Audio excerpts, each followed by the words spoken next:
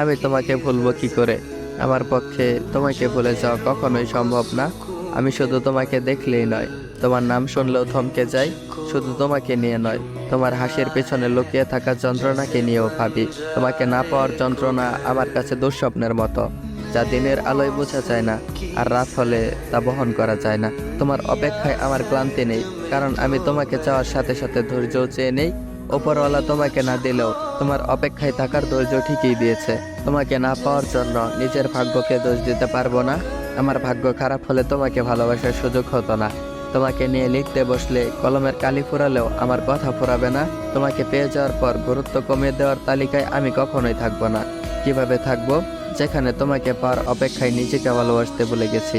আমি শুধু তোমাকে নয়, তোমার নামকেও ভালোবাসি।